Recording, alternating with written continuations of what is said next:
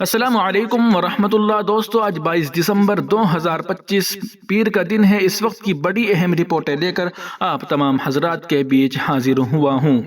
حق غالب رہا ہے اور انشاءاللہ ہمیشہ غالب رہے گا۔ دیوبند میں مفتی شمائل عبداللہ ندوی کا والہانہ استقبال۔ خصوصی خطاب میں طلباء سے ندوی، قاسمی اور مظاہری پر مبنی ادارہ جاتی عصبیت کی دیوار منہدم کرنے کی اپیل۔ مفتی یاسر ندیم کا الحاد کے خلاف افراد سازی پر زور۔ دوستو، اس رپورٹ کو آپ سن اور دیکھ رہے ہیں محاسن اسلام یوٹیوب چینل پر۔ تمام تازہ ترین اپڈیٹ حاصل کرنے کے لیے بھی ویڈیو کے نیچے سبسکرائب والے آپشن پر کلک کر کے اس چینل کو سبسکرائب ضرور کر لیجیے گا۔ ملحد جاوید اختر کے ساتھ ہونے والے مناظرے میں علمی و فکری کامیابی پر انجمن فکر و تحقیق دیوبند کی جانب سے اتوار کی شب 8 بجے محمود ہال دیوبند میں مفتی یاسر ندیم الواجدی اور مفتی شمائل عبداللہ ندوی کا شاندار والہانہ استقبال کیا گیا۔ اس موقع پر علماء، طلباء اور عوام کی بڑی تعداد موجود رہی۔ تقریب میں دارالعلوم دیوبند کے استاذ و ناظم دارالاقامہ حضرت مولانا مفتی اشرف عباس قاسمی صاحب، مفتی رفاقت صاحب، سید ظہیر احمد جمیعت علماء ہند اور قاری محمد واصف صاحب خصوصی طور پر شریک ہوئے۔ تقریب کے دوران معروف شاعر انس بجنوری قاسمی کی نظم سنائی ڈٹ کے ایمانی ازاں مفتی شمائل نے جلائے حق کی شمع ذوفشاں مفتی شمائل نے پیش کی گئی، جسے سن کر مفتی شمائل عبداللہ ندوی جذبات پر قابو نہ رکھ سکے اور آپ دیدہ ہو گئے، جس سے محفل کا ماحول رقت آمیز بن گیا۔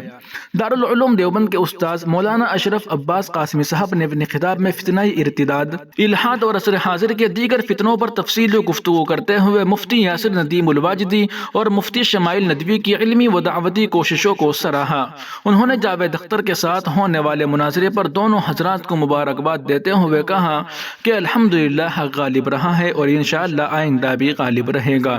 انہوں نے کہا کہ مناظرے میں کامیابی کے لیے ضروری ہے کہ مناظر نہ تو سامنے والے سے مرعوب ہو اور نہ ہی جذباتی ہیجان کا شکار ہو۔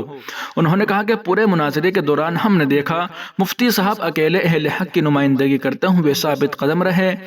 در اثنا مفتی شمائل عبداللہ ندوی نے اپنے خطاب میں کہا، یہ میرے لیے شرف و سعادت کی بات ہے کہ میں اس وقت ازہر ہند المدارس دارالعلوم دیوبند میں آپ سے مخاطب ہوں۔ انہوں نے دارالعلوم دیوبند کو فکر ندوی کا امین قرار دیتے ہوئے کہا کہ اس فکر کے حاملین نے دنیا کے مختلف ممالک میں دین اسلام کی اشاعت اور خدمت انجام دی ہے۔ انہوں نے زور دے کر کہا کہ اسلام ہمیں بامقصد زندگی کا درس دیتا ہے اور ہمارے اسلاف کے ہر عمل کے پیچھے ایک واضح مقصد ہوا کرتا تھا جو اللہ کی رضا، دین کا دفاع اور انسانیت کی رہنمائی تھا۔ مفتی شمائل عبداللہ ندوی نے ادارہ جاتی عصبیت پر سخت تنقید کرتے ہوئے کہا، آج ایک نئی وبا عام ہے، وہ ہے ادارہ کی عصبیت، جس کی بنیاد پر امت میں انتشار پیدا ہو رہا ہے۔ انہوں نے اپیل کی کہ ندوی، قاسمی، مظاہری جیسی عصبیت کی دیوار منہدم کی جائے، کیونکہ سب اداروں کا مقصد ایک ہی ہے، دین اسلام کی حفاظت اور اشاعت۔ آخر میں معروف اسلامی اسکالر اور دارالعلوم آن لائن کے ڈائریکٹر مفتی یاسر ندیم الواجدی نے خطاب کیا اور الحاد کے خلاف علم جدوجہد کی اہمیت پر روشنی ڈالی۔ انہوں نے اس موقع پر تعاون کرنے والے تمام اہل علم اور نوجوانوں کا شکریہ ادا کیا۔ بتا دیں کہ پروگرام کی نظامت مولانا محمود الرحمن قاسمی بستوی نے انجام دی۔ محمد مدنی نائب صدر جمعیت علماء اتر پردیش کا پیغام بھی پڑھ کر سنایا گیا۔ تقریب کو کامیاب بنانے میں ماہنامہ شعور کے اراکین حذیفہ صبی، قاضی عمر عامر صبی، عامر ایاز اور دیگر رفقا کے انتق محنت شامل رہی۔ آخر میں سید زین احمد نے مہمانوں کا استقبال اور شکریہ ادا کیا۔ دوران استقبالیہ پروگرام نعرے تکبیر، اللہ اکبر کے نعرے بلند ہوتے رہے۔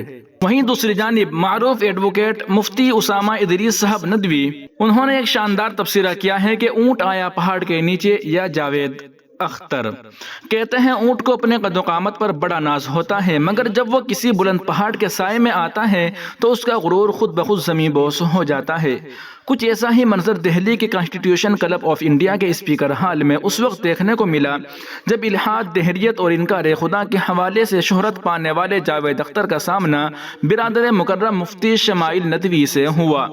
اسی لمحے محسوس ہوا کہ اونٹ اور پہاڑ کی مثال شاید کمزور ہے، یہ تمثیل تو خود جاوید اختر پر حرف بحرف صادق آتی ہے۔ میں ٹھیک 9:30 بجے کانسٹیٹیوشن کلب پہنچا تھا۔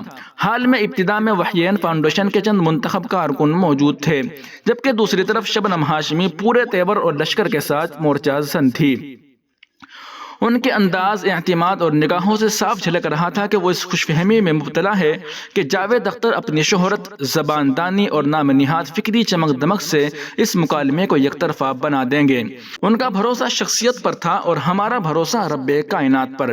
رفتہ رفتہ وحیین فاؤنڈیشن کے مدعو شرکاء پہنچنے لگے۔ تقریباً 70% نوجوان علماء، کچھ عصری جامعات کے طلباء اور چند باحیا خواتین۔ دوسری جانب جاوید اختر نے جواہر لال نہرو یونیورسٹی کے پروفیسرز، ریسرچ اسکالرز اور مختلف لوگوں کی ایک منظم فوج جمع کر رکھی تھی۔ ان کے چہرے نشست و برخاست اور باڈی لینگویج سے یوں لگ رہا تھا جیسے یہ لوگ خدا کو نہیں، کسی بھی ماورائی حقیقت کو ماننے کے لیے تیار ہی نہیں۔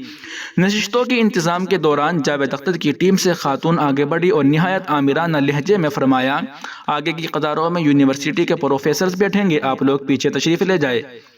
مفتی اسامہ ادریس صاحب ندوی کہتے ہیں کہ میں نے سکون سے جواب دیا، آپ ایک جانب جسے چاہیں بٹھا دیں، دوسری جانب مفتی صاحب کے مدعوین بیٹھیں گے۔